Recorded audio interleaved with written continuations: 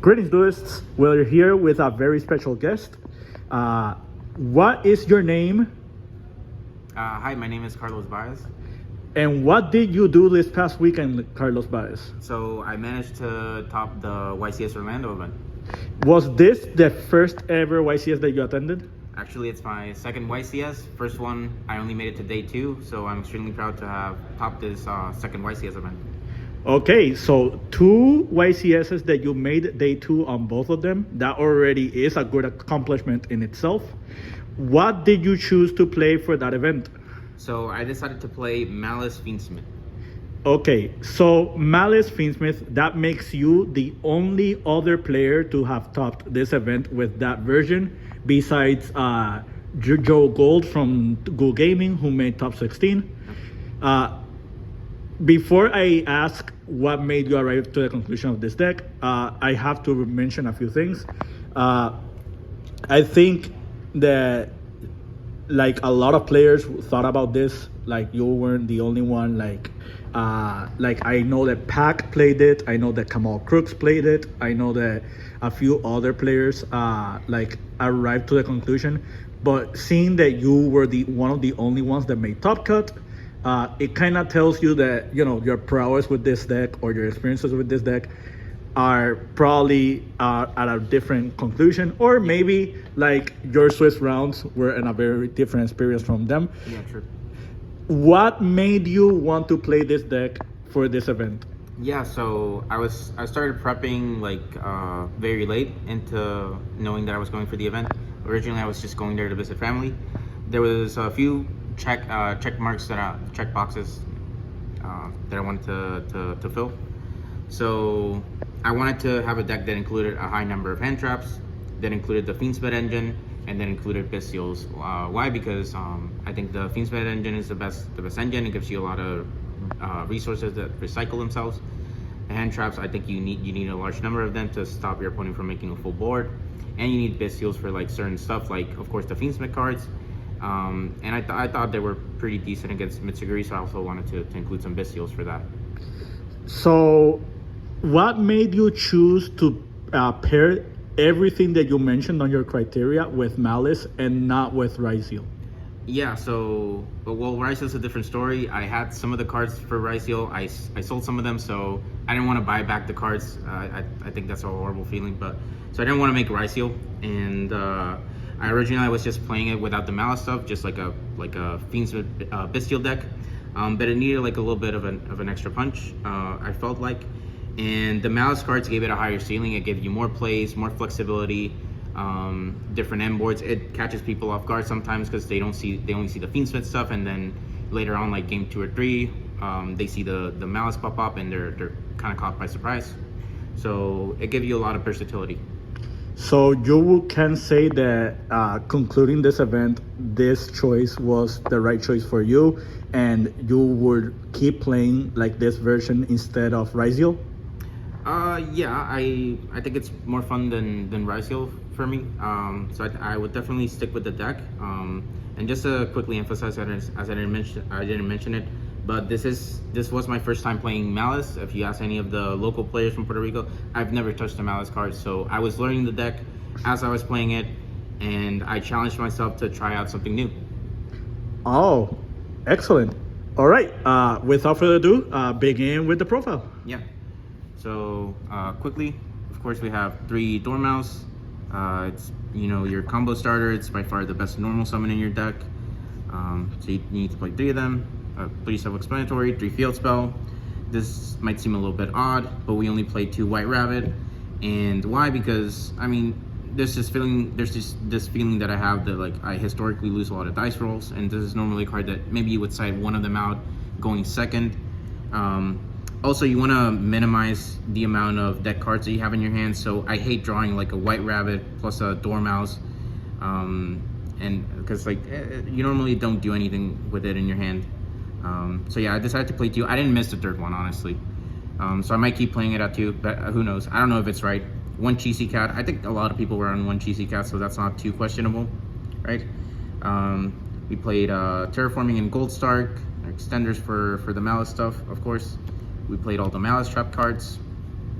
Pretty self-explanatory. You always said GWC06 first. If not, call the police. They're gonna, they're gonna arrest you. People get mad over that. 3 engraver, 1 lacrima, 1 lurry, 3 track, and 1 trap card. That's it for the Fiendsmith stuff. Of course, I think it's pretty self-explanatory. You want to max out on it because you want to see it on all of your hands, of course. I'll go into a little bit more detail when I go into the extra deck. But for hand traps, 3 Ash Blossom, 3 Niv, right? 3 Veiler. We want to use all the good hand traps, or we want to see them in our hand. Imperm, 3 Druid Worm, and 1 Magnamut. And I think that was a good amount of Bestials. I didn't decide to play Baldric because honestly, like, the Druid Worm and the Magnamut just give you a lot more value. And I think 4 was just good enough where I saw at least one of them in my hand, but I didn't see too many of them. So it wasn't, I thought it was a good ratio. And then for my 40 card in the main deck, it was between putting like a one-off like Called By, but I only like playing Called By when I go second, so I decided to put in a Droll.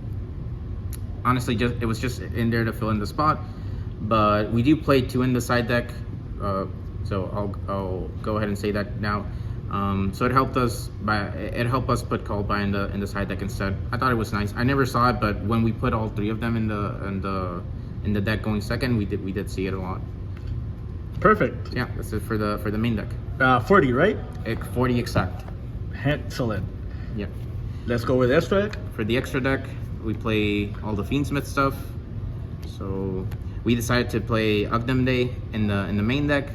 Honestly, I liked it. There were some games where I won just based on having like 4 hand traps and 1 Desiree on board with Ugdam Day equipped. There's a game I won based off that, and it could have been in the side for sure. I think it would have been a good decision to put it in the side, but I kind of made it last minute, so I didn't have much time to think about that. Necroquip, Desiree, of course, and Caesar. Obviously, Caesar is very good into Maliss. One thing that I will go ahead and say is that as I started playing the deck and learning it throughout the event, I think it was after round 6 where I got my first loss that I decided to stop making Caesar. And why? Because I was starting to use my engine more as a way to extend my Maliss plays. Because with the Requiem you can get Lacrima and Engraver, so that's 2 bodies that you can use to extend your plays, either by making IP or something else. So yeah, just something to consider in the future. Maybe cutting out or the Caesar. We cited it out for sure when going second. For the Maliss stuff, we have Link Decoder, Lizard Dose, IP, and SP. We play all 3 of the Maliss links.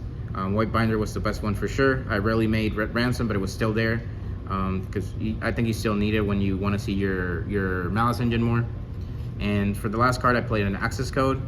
There were a variety of options to choose from when I was making this deck. I'm gonna go ahead and show you some, of course, but because people are asking why, what else could I have played. I was very much considering playing Chaos Angel. I actually missed it a lot. I think I missed Chaos Angel the most because some of the games against Ryseal, they didn't have like a field, they didn't have cross setup, they didn't have like a Twins of the Eclipse, so with just 1 engraver in hand, making Chaos Angel, I could have gotten rid of the detonator, and it would have been a much easier game. So I definitely missed this the most. Something a lot of people notice, I don't play Splash Mage. Why? I mean, of course, there are some awkward hands where your only play to extend is Splash Mage, or else you lose to like a hand trap, right? So for example, if your only play is to just activate the Maliss and Underground, then I think the best play when you have 2 bodies is to make Splash Mage. The reason I didn't play Splash Mage is we already have like a lot of extenders in the deck. So in practice I rarely made it, and when it did came up, I didn't like that it locked me into Cybers for the rest of the turn, because we like to, at the end of our Malice combo, we like to make the Fiendsmith stuff. We like to play Moon and go into Requiem, so I didn't miss it too much. There was only 1 game where I missed it, to be honest. And the last card that I probably missed was the Typhon. It could have won me at least 2 games against Ryseal Fiendsmith, when it was my only play, but I still have like engine in graveyard or stuff in hand where I could have lived another turn. So I definitely missed this for sure. but I wouldn't know what to take out. There's a lot to consider with this deck, especially since not a lot of people are playing it. So the options are still there, you know, and I don't think I'm 100% right in how I build it, but just stuff to consider. Before you go to the side deck, I am going to show something here. Yeah. So these cards right here are stuff that you usually see on like typical Malice decks, like the 3 queens. These also, like, these are all standard. These are from my deck list. Yeah. The things that I did not see from your profile, and you're already covered Splash Mage, so we don't have to talk about Splash Mage. But the one thing I noticed is you didn't play Linger Evo, you didn't play Abawa 2, you didn't play the Nightmare Griffin, and you did not play Firewall Dragon. Yeah. What are your thoughts on these? So since we're playing the Fiendsmith stuff, it takes up a lot of space from our extra deck, of course, so we do have to make some sacrifices. Just to put them over here real quick and cover them. So of course, Linger Evo, honestly, like we just don't have enough space for it.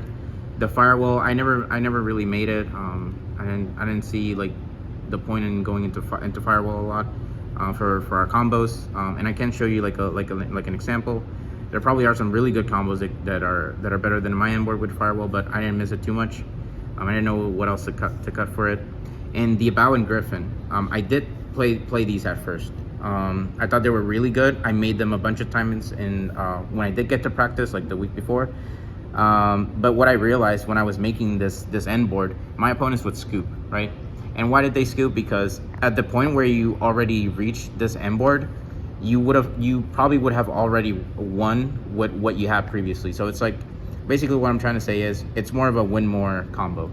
All right, and it's very impressive when you get the draws and you end with this, and like you set this GWCO6 back with Griffin. But honestly, like I said, I think it's a win more combo. And before you make the Griffin, where you have like the 2 Malice Link Monster names plus another body, before going into Griffin, like you have both traps in your graveyard, both Malice traps, the TB11 and the GWCO6. At that point, if your opponent just saves Nif for that point, you're screwed. You're not doing anything. You don't have any follow up for their turn, right? You don't have any plays on their turn. So, yeah, I just thought of it as a win more combo. All right. I also noticed no Dark Charmer in the main deck, but I think you're going to answer that real quick after you show us the side deck as well. Yeah. So yeah, I'll let you go with the side deck. Yeah, so into the side deck real quick. I did side in the Charmers, just to go over them real quick. I sided this in against Malice, of course, for the mirror match. When I did side deck the Darken, I never made it. I only played one Malice player. So it was, there were a few matches to say it was relevant or not, but I never made it. Luna on the on the other hand, this was probably the MVP of my games. Against Malice, it never happened, but if they do Lancia you, you can make this, take the Lancia and then Lancia them back on their turn. And if you keep the lineup up, like let's say you play for a couple turns, you can keep Lancia and them back and forth, like again and again. So it's really good for that. But why I liked it a lot, and I actually did do it a lot, I would steal Detonator from their graveyard, right? And steal Detonator, summon Detonator, of course, Detonator effect to attach, and I would attach like a Desiree or something from my own graveyard. So I mean that in itself was a lot of value off of this card. I liked it. You can use if you don't have the Fiendsmith stuff to have a light monster, but you have a Nib, you can go into lineup pretty easily against Ryciel. So let's say you nib them, you stop the duo drive, you nib them at the end when they have a Detonator. Of course, you nib them before they attach Eclipse Twins. On the next turn with another monster, you can get your own Detonator with something from your own graveyard, right? So it was pretty good. I would say it's the MVP, my favorite card for sure. We played 3 cross out and 1 called by. Why? Because this deck is susceptible to a lot of hand traps, especially now because of the new Molcharmi card. So I decided to max out on stuff that could help me play, games 2 and 3 going first. Of course, we have Lancia, not only for the mirror, but also for a cross-out target. We have the Fuwalos. I think you have to play it, right? It's probably one of the better the best hand trap. I don't know if I would say definitely the best, but like, yeah, you have to play it, and you have to play for the cross out target. 2 Droll. Like I said, we already main decked one of them, so just 2. This card was really good. I liked it a lot, especially against I played a lot of Mitsuguri Raisel, so it was pretty relevant for those matches. And the last was Charming Meows. It's mostly there for the cross out. And for Maliss, right, we're already playing 3 Lancia, so this plus the Lancias is, we already have 4 cards for that to side in for that matchup specifically. So I thought it was, you know, a good amount to side in. Did you ever miss Perulia? Perulia? No. I was between. I did test Perulia instead of Droll at one point, and because I thought into certain matchups, like let's say Mitsuguri when they summon from hand, right, the ritual monster, then maybe it could have been better because I would have gotten a draw. But at that point, Droll just has way more impact. Against like I didn't face it, but against the water decks, the Atlantean Mermail stuff, Droll is still better. So yeah, overall, I just included. I did test Perulia for a little bit, but I quickly went back to Droll. Excellent. So that was your entire main deck and your extra deck. There is one thing we have to talk about. Since you chose to play the Fiendsmith engine, there was a few deck building concessions that you had to make. Yeah. Like the first one is you didn't play Impulse and you didn't play Shifter. Yeah, of course. Like, what are your thoughts on that? Like, because a lot of Maliss players that topped this event were playing these. Like, this was the most representative variant. And looking at the format right now, these cards are very important. What made you reach the conclusion of not playing these cards in your deck to begin with? Well, honestly, I mean, Dominus Impulse is a pretty powerful card if used right. But honestly, we just can't play them. We can't play Shifter because it messes with our Fiendsmith stuff, and the Impulse will lock us out of Light Monster. So it's just not an option for this deck. I think that's about it. But if I was playing pure Malice, of course I would play these cards. Did you think moving forward you would keep playing the Fiendsmith stuff over playing stuff like this? Yeah, I probably would keep playing the Fiendsmith stuff just because I love the engine and I like the playstyle of it. So I think it just complements my own playstyle to summarize it in a few words. And yeah, and it's fun too. So I would definitely keep playing it. Understandable. The other 2 cards I want to talk about are like it doesn't have to specifically be Baldrake, but just talk about more bestials in general. And yeah. The other one is Allure of Darkness. We also have to talk about the fact that you played a lower Malice count than like normal Malice players. I think it's safe to say you're the only person in Top Cut that played 6 Malice names. Yeah. Like everybody else probably played at least 7 to 8. So yeah, what are your thoughts on that instead and not playing these? Yeah, so basically I just wanted to, I'm already under the assumption that I'm probably gonna play my game 1 going second, and even if I do go first, I want to minimize the risk of drawing a dead hand at all costs. So that's probably one of the reasons why I don't play too many names already. So it's not worth it to play the Allure, in my opinion. And with the Baldrake, I think you just get more value from Druid's Worm and Magnamud, to be honest.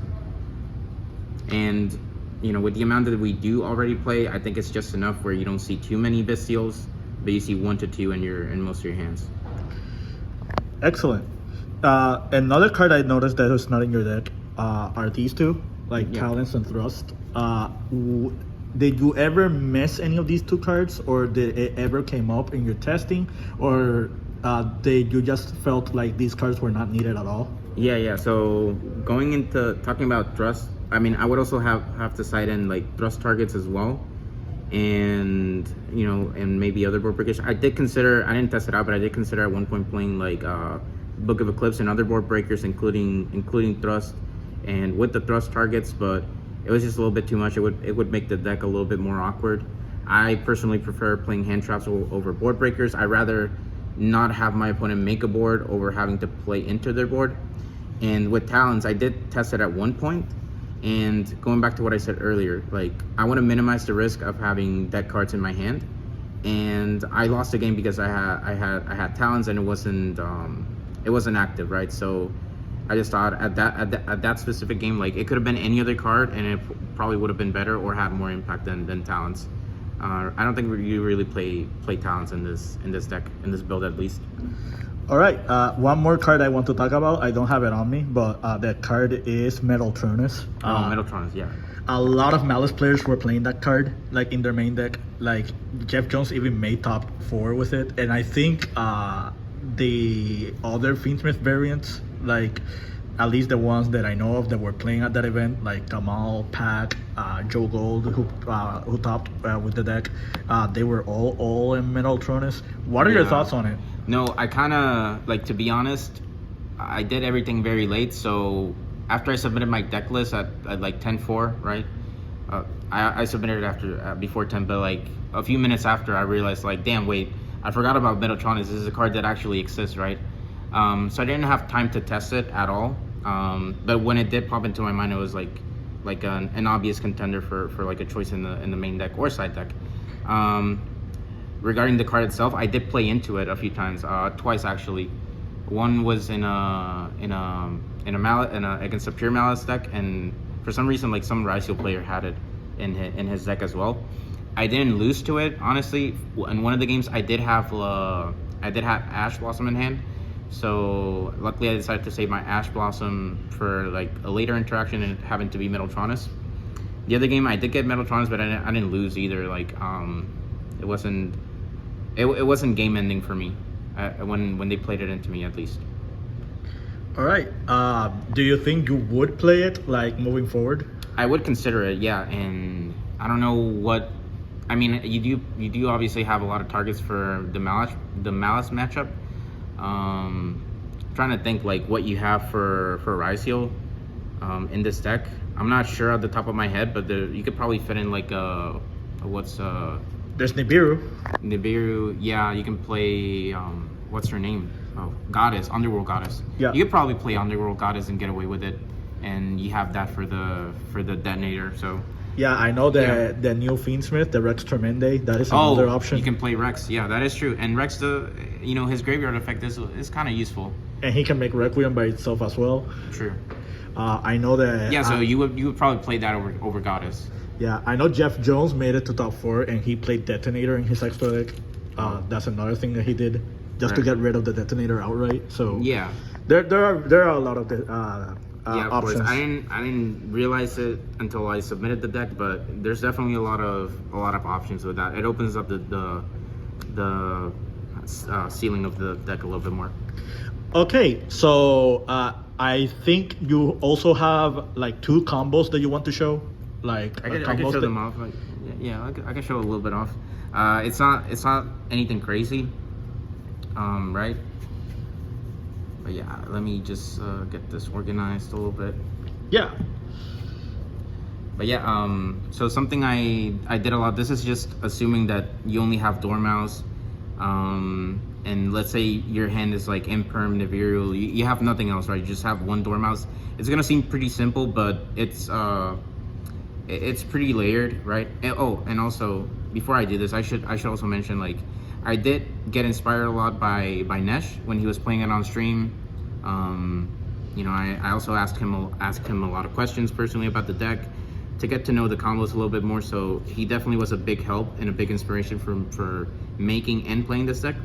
So yeah, shout outs to that. But with the Dormouse, of course, you go effective banish, you banish White Rabbit, pay 300, White Rabbit comes back. You set a trap card, right? A Malice trap, and let's look for it real quick. But you always set the GWC06. All right. After that, move these 2 bodies away into Lizard Dose. All right. Lizard Dose, banish the Dormouse. Dormouse, pay 300 to come back. Go into, and this is at this point your 5th summon, I think. Dormouse, Rabbit, Lizard Dose. Yeah, it's your 5th summon. So White Rabbit, no effective White Rabbit, right? You don't have anything worthwhile to banish. We go effective White Binder to set. We set the TB11. right? And from here, we can go TB11, banish the White Rabbit, bring out another name. It could be Cheesy Cat, but it could be Cheesy Cat or just another name. Yeah, there's another instance where if you have a field spell, I tend to put in Dormouse first, so I'm just gonna put Dormouse. And I can show why later on. But then White Binder effect to come back, draw a card, say this is your draw. And now you can go effect to banish. You can honestly banish a name plus the trap, just have to banish for cryptors. But let's just say you banish one card, right? At this point you have 2 effect monsters, right? So you go into Moon, right? Moon into Requiem effect.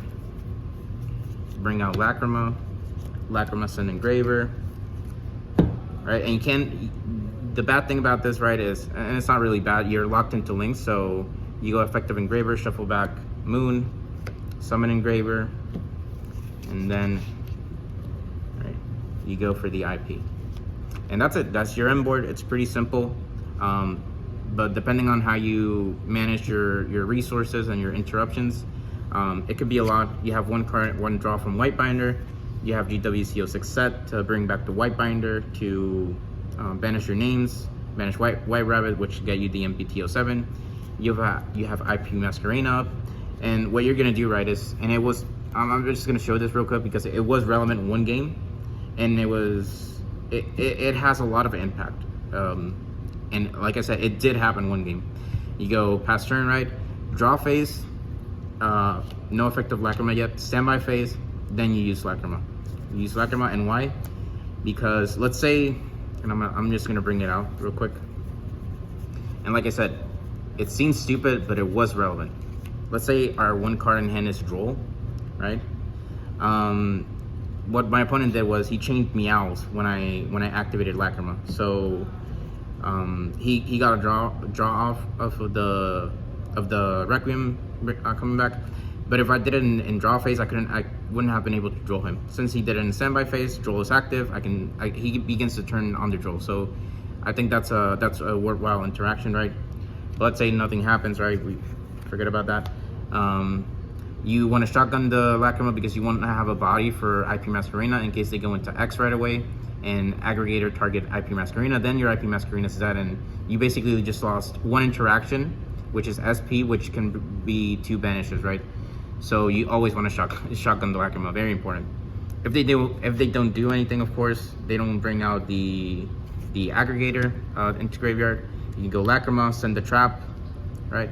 And then you play from there your interruptions, right? You have this, bring back, gain life points, don't forget about that. Banish your White Rabbit to set MPT07, that's a banish. You could go all 3 of them into Hearts of Cryptor if you want, right? This would come back, this would set let's just say this is MPT07. You can go into SP or Cryptors, depending on what you want, what you prefer for that matchup. I personally preferred SP most of the time because it would give me 2 banishes, right? Plus I already have a link 3 for a banish with MPT07. So yeah, that's a simple end board with just Dormouse, nothing else. All right, hope that helps a little bit. And of course I didn't come up with it. Shout outs to Nash. Yeah. Thank you for this profile. This was an excellent deck. You did play outside the norm. You played it a little bit differently from other players. Again, you were like the only other Maliss Fiendsmith player that made top cut, and like your deck building decision was very unique. The way you piloted the deck is very, very different from what you typically see like from Maliss. After the conclusion of this event, firstly, I want to know what made you lose in top 64. Oh well, I just thought he was a better player than me, honestly. Like I said, and it was kind of a joke to myself, but it was Dennis, not us, right? Yeah. But I was already, like, sincerely, I was already happy to be. I was happy to be there. I'm just happy to be there, get my play mat, get my sleeves. It's my second YCS and I top, so I was just happy, and I did recognize that, like, I'm there against players that have way more experience and are way better than me in a lot of aspects, in dueling, of course. So, but I was glad to see so much improvement. Like honestly, I didn't mention this, I think, but I started playing right before Duelist Nexus came out because I like the purely cards. I have a cat, so I wanted to play cats in Yu-Gi-Oh, and yeah, that was my start to TCG. So it's been a good journey so far. That means you've been playing competitively for under 2 years. Yeah, for 2 years. And you made it this far and even got a YCS top. Like, that's an incredible feat. Not many players have that recognition with so little time. Yeah, excellent profile, excellent player. Like, yeah. And this is it from me. To everybody tuning in, keep practicing and keep dueling. Thank you for having me. Excellent.